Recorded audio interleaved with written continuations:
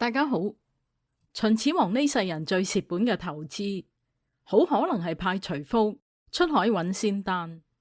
根據史記嘅記載，徐福最後一次出海，帶住3000童男童女，仲有5穀種子同埋各種工匠，結果仙丹就揾唔到，徐福亦都有去冇回。2000幾年嚟，一直都流傳一個好神秘嘅講法，話佢哋最後去咗日本，落地生根，甚至成為現代日本人嘅祖先。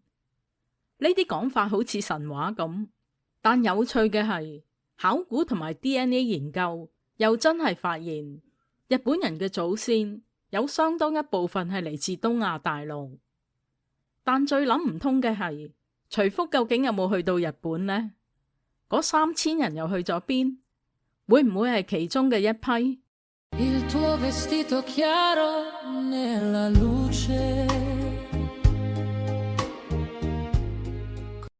徐福東渡已經係一個流傳咗2000幾年嘅故事。奇怪嘅係，今日喺日本好多地方都有同徐福有關嘅傳說，有神社、墓碑同埋紀念地點。由九州佐賀嘅金納神社有徐福傳說，和歌山嘅新宮有徐福墓同埋徐福公園。驟眼睇好似證據周圍都係，但呢度要分清楚一樣嘢，有徐福墓唔等於考古學已經證明佢埋葬咗喺嗰度，有徐福神社亦都證明唔到徐福本人去過日本。呢啲地方真正可以證明嘅係另外一件事，徐福呢個人喺日本流傳得非常深，但傳說嘅背後有冇真實歷史，就要再揾其他證據。假設徐福真係向東出海，跟住嘅問題就係，秦朝冇 GPS， 冇現代海洋圖，佢有冇可能去到日本呢？如果喺地理講，並唔係冇可能。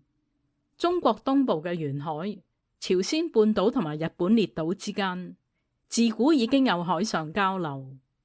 東海、黃海嘅洋流加埋季候風，都會影響船隻航行。黑潮同埋相關洋流，更加係東亞海洋環境一個非常重要嘅部分。所以古代嘅船隻由東亞大陸跨海去到朝鮮半島以至日本，並唔係一件完全做唔到嘅事。後來嘅考古證據亦都證明，日本列島同埋東亞大陸之間確實係有人口同埋物資交流。但我哋要留意嘅係，徐福有可能去到日本，同徐福真係去過日本係兩回事。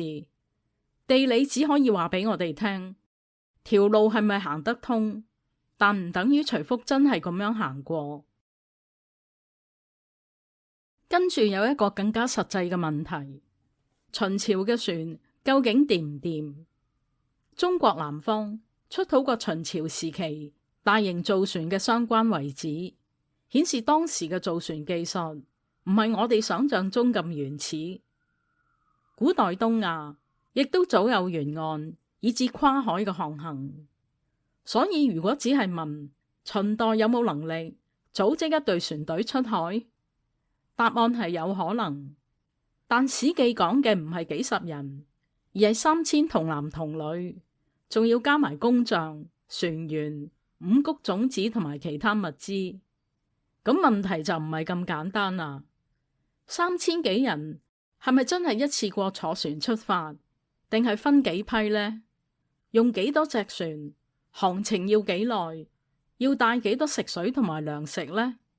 呢啲喺史記就完全冇講，所以我哋唔需要係咁估。徐福真係帶咗300、500定係3000人？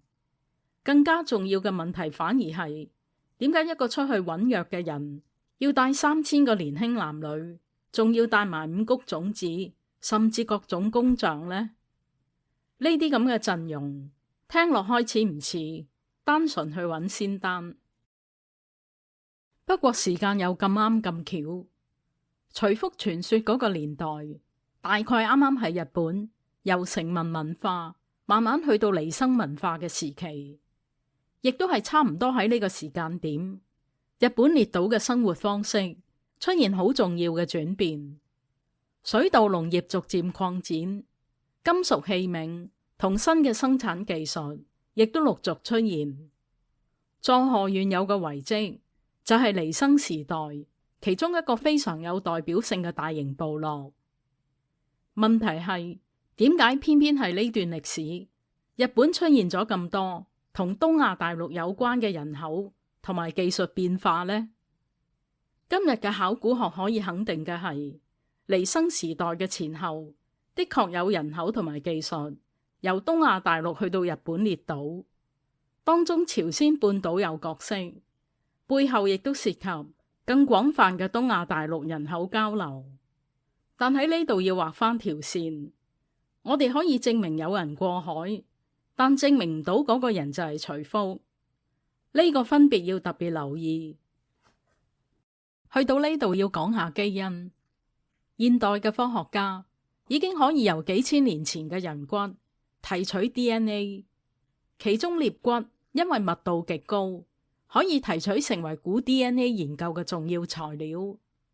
研究人員將日本唔同時期嘅古人 DNA 同現代嘅日本人比較，發現現代日本人嘅祖源本身唔係嚟自單一來源，有早期成文人留低嘅，亦都有東亞大陸嘅，而且呢個過程唔係突然發生，而係比離生時代更早開始，喺唔同階段嘅人口流入。講到呢度，有一半謎題已經解開咗，但 DNA 有一樣做唔到，佢可以話俾我哋知呢班人嘅祖源同邊度有關，但證實唔到2000年前其中一批移民係徐福船隊。DNA 只可以證明到人口遷徙，證明唔到徐福。講下，我反而有兩個疑問。第一，徐福最後有冇返秦朝？按照史記留低嘅記載係冇，而更加奇怪嘅係徐福最後一次出海，秦始皇俾佢嘅唔單止係人，仲有各種物資同埋專才。史記留低一句好神秘嘅記載，就係熒幕呢一句：得平原廣澤，子皇不來。意思係徐福去到一片廣闊肥沃嘅地方就留低冇再返去，但平原廣澤究竟係邊度？司馬遷就冇講，係咪日本亦都冇足夠證據去證實。但正正因為咁，先至留低另外一個懸疑。如果只係出去揾仙丹，使乜帶咁多人呢？呢個陣容究竟係去揾藥，定係已經準備去做永久居民呢？第二，講翻原本嗰個問題，秦朝嗰3000童男童女係咪真係現代日本人嘅祖先呢？答案係而家冇證據證明。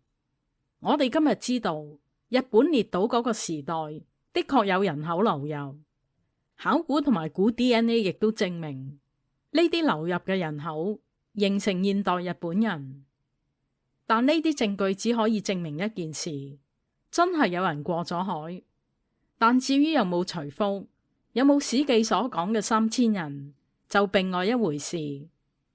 所以徐福嘅傳說其實唔係證明日本人原來係秦朝人，而係一個流傳咗2000幾年，真假難分嘅故事，又啱啱撞正考古同埋基因研究都證實咗嘅歷史現象。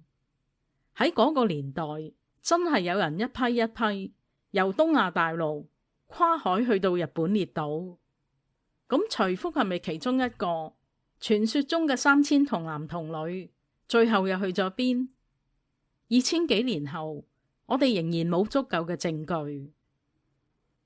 今日分享到呢度，多謝收聽。